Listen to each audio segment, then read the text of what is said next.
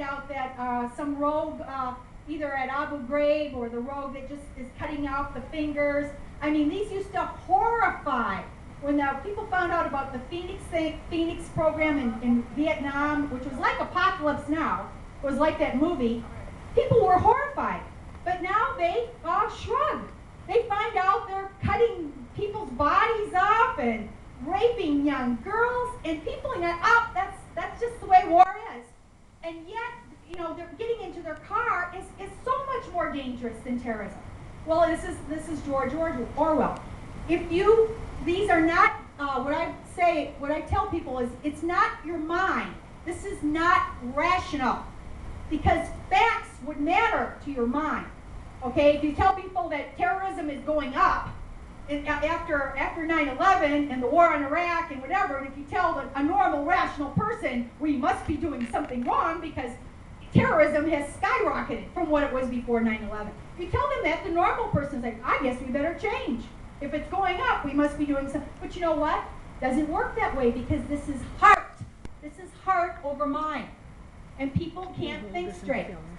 Five main things that propagandists do in pressing the buttons on you to get you to do what they want you to do is these 5 things. Emotional buttons are fear, hate, greed, false pride, and blind loyalty.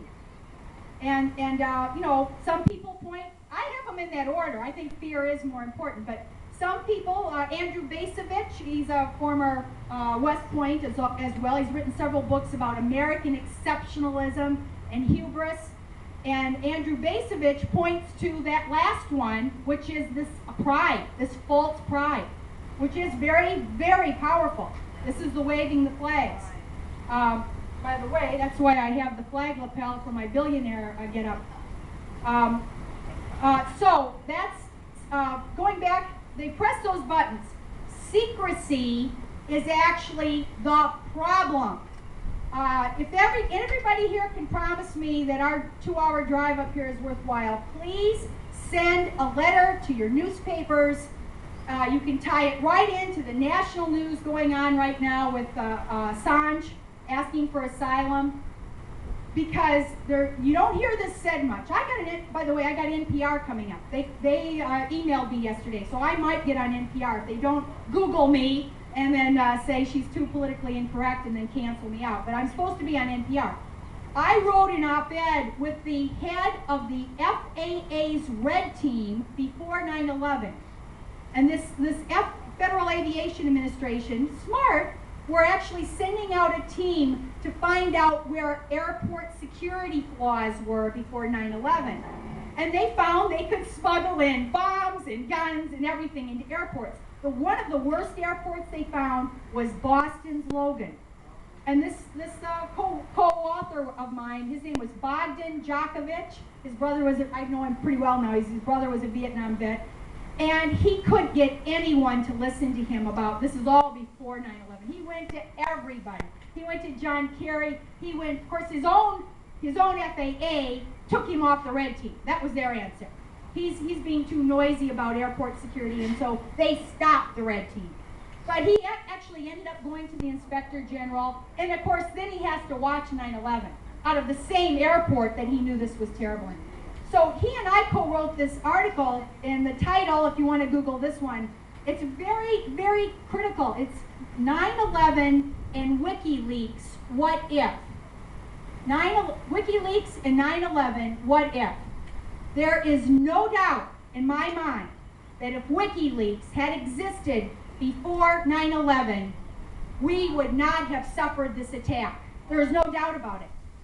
What 9/11 was caused or enabled by, largely, the main reason, was a lack of sharing of information.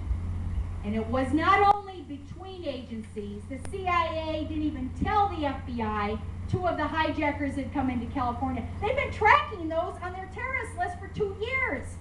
They monitored the Al-Qaeda meeting in Kuala Lumpur. They knew they came into the U.S. and they never told the FBI.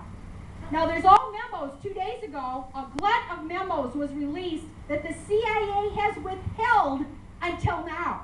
And they're all about warnings that summer. The number of, and the lies that occurred after 9/11, Condi, no one would have known a plane would fly into a building. Complete and utter lie.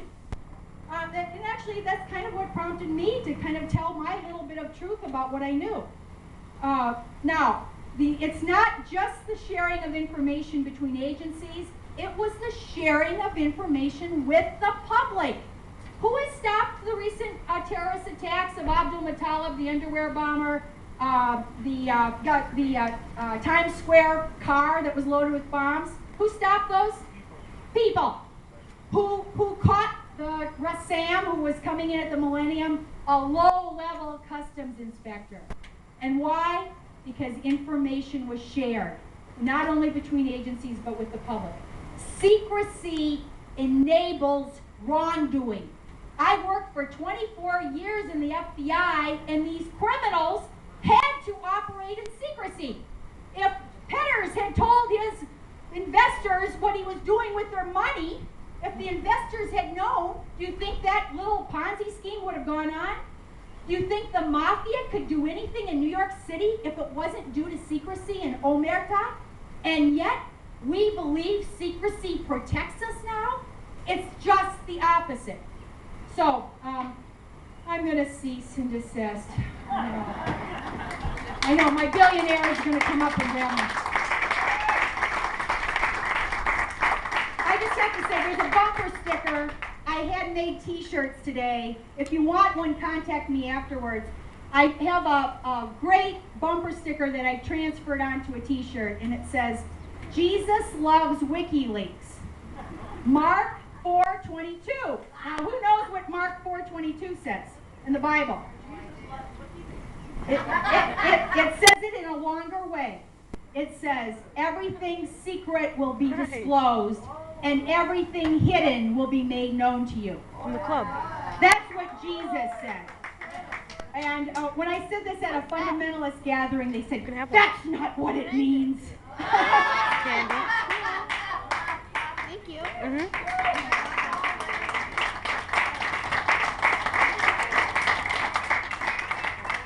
Thank you, Coleen. Okay, we're going to all have a little break for a few minutes. And then we're going to come back with another speaker. I understand Ann Frisch is here and she's going to be speaking. So we're looking forward to that. Everybody just relax. Maybe have a little more lunch if you still have an inch left in your stomachs. And we'll be back shortly.